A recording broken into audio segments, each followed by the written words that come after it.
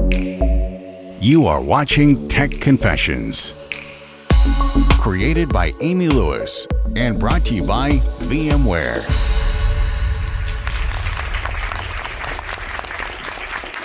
Hello, Luigi. Welcome to Tech Confessions. Well, thank you for having me, Miss Lewis. Absolutely. So I would love to hear your confession today. Question I'm going to ask you.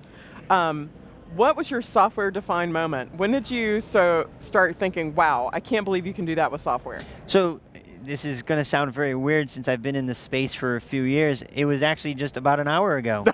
Wow. Yeah, so I mean, I'm into tech, but really when I was looking at the NSX demo for the first time that I've ever seen an NSX, I was just like, wow, that is cool what can actually happen from a network virtualization standpoint and the capabilities of it, and it actually made me want to start looking deeper into it.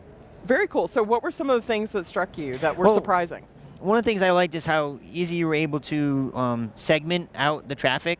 So then I'm like, how can I run this in my house and segment all my Xbox traffic into one network and everything else can just stay there? My network, my Xbox can have the greatest traffic. But for me, it really was about how you could network segment everything out, but also you have that granularity. And you can have it say, oh, I want this here and package it all together. And then I also kind of look at it from a compliance standpoint. I want to make sure that these devices are only talking with these devices. And so for me, I thought that was pretty cool. And I started thinking outside of the box and saying, well, how can you actually use this in the real world from the things that I know and see? So I love that you're talking about your home network. Is that one of the ways that you stay up to date as a technologist? Do you like to play around with stuff at the house and use those kind of real world scenarios with kids and Xboxes and traffic control? Yes, so it's actually funny is one of the things that I did for my own house was I used to have a ubiquity access point because they want Wi-Fi everywhere. And then just recently I switched to like a Google Wi-Fi home system to mesh it easier.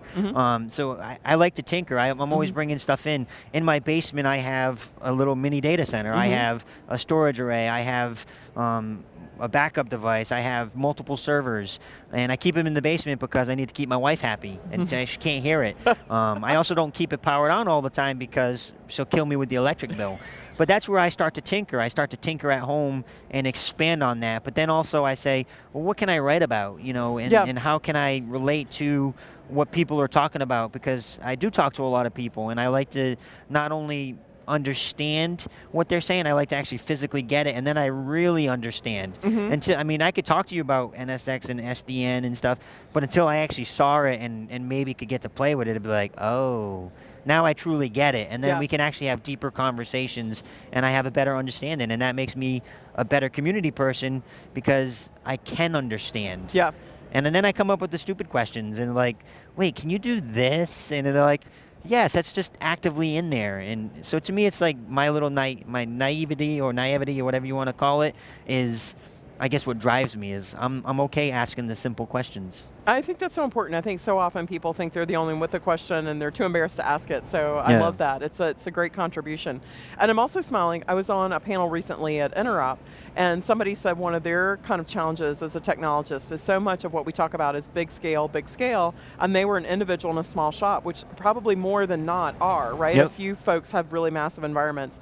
So I really love what you're talking about with your home environment, because I think that's so relatable to folks who are running smaller shops and doing that kind of dev test on their own or in their own environment. Yeah. I would agree with you on that. I was actually talking to another conference attendee out here about that. There's not that much talk about the small business.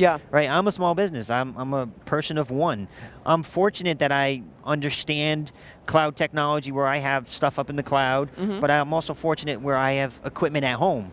And I'm also technically aptitude to play around with that stuff. Well, not all small businesses are. They don't know where to start. They don't know how to do that, and they definitely can't venture into because of the cost of some of the software-defined costs out there. They're not going to be able to touch it. Well, and it's interesting to me. I feel like there's been a big shift, and I don't know if you agree, of the small mom and pop businesses probably were running small scale operations, and now it feels like with things like the cloud and other operations, we all are moving, we're all running enterprise class, even if it's on a small scale budget. Have you noticed the same in your work? I would say that I have one particular client. It's a healthcare company, and they're so for them, they have to be on top of for compliance, Yeah. HIPAA, PII stuff. So they have to make sure that they're a small business, Right. but they have to kind of have that entry-level enterprise security and compliance stuff to worry about. And they're a small business. They have, I think, 6-7 employees, and they have a couple of servers, and most of the stuff they do is up in the cloud, fortunately, but they have to be aware of that stuff. They have to be like, well, what's coming down the pike? How can this help my business? And that's where I come in, and I tell them, you need to do this, you need to do that. And before I actually started helping them, they were just all desktops. They literally had, the guy told them, go to Best Buy and buy desktops. And then I came in and I'm like, what are you talking about? Where's your access control to all these files? I mean, anyone could access the HR files. I'm like, what are you doing? And they weren't thinking like an enterprise. And I had to come in and say, no, you need to look at your tech and IT from this standpoint. Yeah. And if not, who knows where they would still be today from a business standpoint, and open to vulnerabilities and just people and not having that understanding. And I guess that's where I'm fortunate, is because I do stay up on that stuff. Yeah. And that's just out of my own natural curiosity. And I also think of the small business guy, because I am a small business. No, that's everyone awesome. wants to focus on the top 1%. But what about the 99% below that? Yeah, no, that's so interesting. I really appreciate you talking to us about that today. Yeah. Well, thank you for your confession. Well, I try. And if you're ready to make your tech confession, join us at techconfessionstheshow.com.